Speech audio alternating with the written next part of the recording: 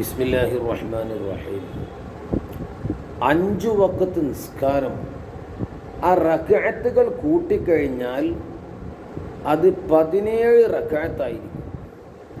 എന്തിനാണ് അള്ളാഹു ഡയലി ദിനേനെ 17 റക്അത്ത് നിസ്കരിക്കണം എന്ന് നമ്മോട് പറയാൻ കാരണം എന്താണ്? അതിലുള്ള ഹിക്മത്ത് ഈ ആയത്ത് വാള്യം 1 21 പേജ് നോക്കിയാൽ കാണാം. വൽ ഹിക്മത്തു ഫീ കൗനിൽ മക്തൂബാത്തി 17 റക്അത്തൻ. 5 വക്ത് നിസ്കാരങ്ങൾ 17 റക്അത്താവലിലുള്ള യുക്തി എന്താ അറിയോ? അന്ന സമനൽ യഖ്ലത്തി മിനൽ യൗമി വല്ലൈല, ഒരു രാപ്പകലിൽ ഒരു 24 മണിക്കൂറിൽ ഉണർച്ചയുടെ ഉണർവിൻ്റെ സമയം എത്ര? 17 സാഅ. അധികവും 17 മണിക്കൂറാണ്. എങ്ങനെ 17 മണിക്കൂർ? 12 ഫിൻ നഹാർ, പകല് 12, എന്നൊന്നല്ല, സാധാ പകലിൽ 12 മണിക്കൂർ. 17ക്ക് 12 ആയിട്ടോ. പിന്നെ വനഹവു സലാസി സാഅത്തി മിൽ ഗുറൂബി, അസ്തമാനം മുതൽ ഒരു 3 മണിക്കൂർ. ഇപ്പോൾ 6:30ക്ക് അസ്തമാനം കൂട്ടും നമുക്ക്. അപ്പോൾ 7:30, 8:30, 9:00, ഒരു 9:00 ആകുമ്പോൾ കിടക്കാനൊക്കെ ആവുമല്ലോ. പിന്നെ താലിമീങ്ങളൊക്കെ ആണെങ്കിൽ പിന്നെ കുറച്ച് മുമ്പ് പഠിച്ചേണ്ടി വരും. 2 ദിവസമൊക്കെ കിതാബ് വരും.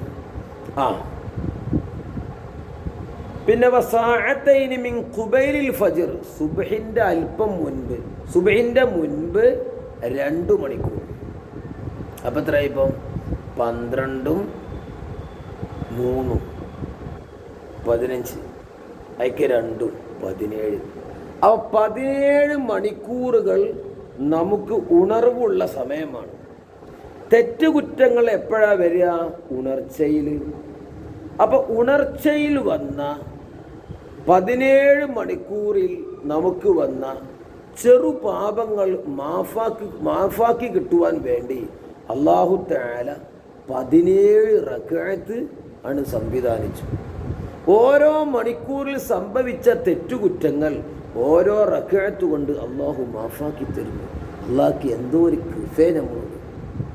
കൃത്യമായി ഷർത്തുകളും ഫർളുകളും അദബുകളും മുബ്തിലാത്തൊക്കെ ശ്രദ്ധിച്ച് നിസ്കരിച്ചാൽ മതി. നിസ്കാരം തന്നെ ഒരു തൗബയാണ്. അങ്ങനെ നിസ്കരിക്കാൻ അല്ലാഹു തൗഫീഖ് നൽകട്ടെ. കണ്ടില്ലേ? ഫജുഇല ലികുല്ലി സാഅത്തിൻ റക്അത്തുൻ. അപ്പം ഓരോ മണിക്കൂറിനും ഓരോ റക്അത്ത് വീതമാക്കപ്പെട്ടു. 17 മണിക്കൂറിൽ 17 റക്അത്ത്. എന്തിന്?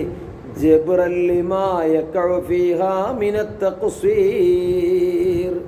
ഈ 17 മണിക്കൂറിൽ സംഭവിച്ച വീഴ്ചകൾ, തെറ്റുകുറ്റങ്ങൾ, പാപങ്ങൾ, ചെറുപാപങ്ങളൊക്കെ അതുകൊണ്ട് പുറത്തു കിട്ടും. എത്ര തെറ്റാ നമ്മൾ ചെയ്യുന്നത്. അപ്പോൾ കൃത്യമായി നിസ്കരിക്കുകയാണെങ്കിൽ അതുതന്നെ ഒരു തൗബയാണ്. അല്ലാഹു നമുക്ക് ഇങ്ങനെയൊക്കെ നിസ്കരിക്കാൻ തൗഫീക്ക് നൽകി അനുഗ്രഹിക്കട്ടെ.